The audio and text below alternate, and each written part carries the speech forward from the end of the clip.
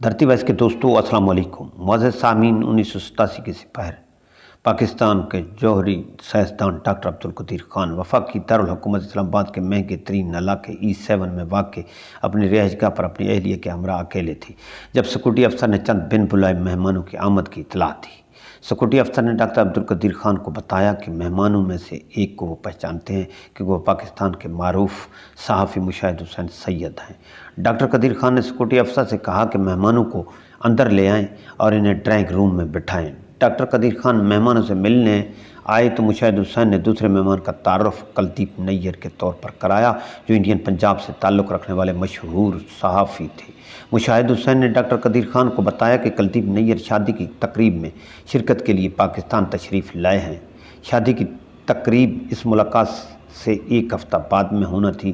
چائے پیتے ہوئے ڈرائنگ روم میں موجود تینوں افراد کے درمیان انڈیا پاکستان تعلقات، انڈین تاریخ اور ہندو مسلم تعلقات اور پاکستان کے جوہری پروگرام تک کے موضوعات پر طویل بات ہوئی۔ پاکستان کے جوہری پروگرام کے خالق ڈاکٹر عبدالقدیر خان اس ملاقات کو یاد کرتے ہوئے بتاتے تھے کہ مشاہد حسین سید کی شادی تھی اور کلدیپ نیر اس میں شرکت کے لیے پاکستان آئے تھے۔ ہوائی اڈے سے مشاہد حسین سید انہیں سیدھا میرے گھر لے آئے۔ میرے گھر میں کوئی ملازم نہیں تھا، لہذا میری بیگم صاحبہ نے ہمارے لیے چائے بنائی تھی۔ ڈاکٹر عبدالقدیر خان نے دعویٰ کیا تھا کہ کلدیپ نیر نے میرے ساتھ ہونے والی غیر رسمی جوہری گفتگو کو انٹرویو بنا کر لندن آبزرور کو 20,000 پاؤنڈ میں بیچ دیا تھا۔ انٹرویو تو ہوا نہیں تھا، یہ تو چائے پر ہونے والی محض ایک گپ شپ تھی۔ سامعین، یاد رہے کہ صحافیوں کو دیا گیا یہ انٹرویو ڈاکٹر عبدالقدیر خان کو زندگی بھر ستاتا رہا۔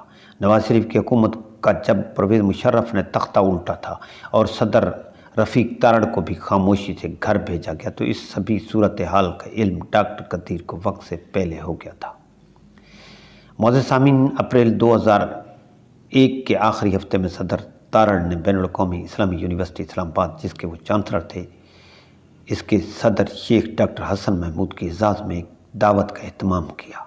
نصف درجن کے لگ بھگ شرکاء میں معروف ایٹمی سائنسدان ڈاکٹر عبدالقدیر خان بھی شامل تھے۔ کھانے کے بعد مہمان رخصت ہو گئے لیکن ڈاکٹر صاحب رکے رہے۔ انہوں نے صدر تارڑ کو بتایا کہ آپ کی صدر کے عہدے سے رخصتی کا منصوبہ طے پا گیا ہے۔ صدر کے استفسار اور اصرار پر ڈاکٹر عبدالقدیر خان نے انکشاف کیا کہ انہیں یہ بات شریف الدین پیرزادہ نے بتائی ہے جو آرمی ہاؤس میں ہونے والی ایک اہم میٹنگ میں شریک تھے۔ ایک دن ڈاکٹر قدیر اور شریف الدین پیرزادہ نے ایک ساتھ کھانا جو عموماً کھاتے تھے۔ غالباً اس دن مرغن کھانے کی سرشاری اور خمار گندم کی غنودگی کے زیر اثر شریف الدین پیرزادہ صاحب نے خفیہ اجلاس کی کہانی ڈاکٹر قدیر کے سامنے اگل دی تھی۔ ڈاکٹر صاحب نے حق کے دوستی یا محض ہمدردی کی خاطر اسے صدر تارڑ تک پہنچا دیا۔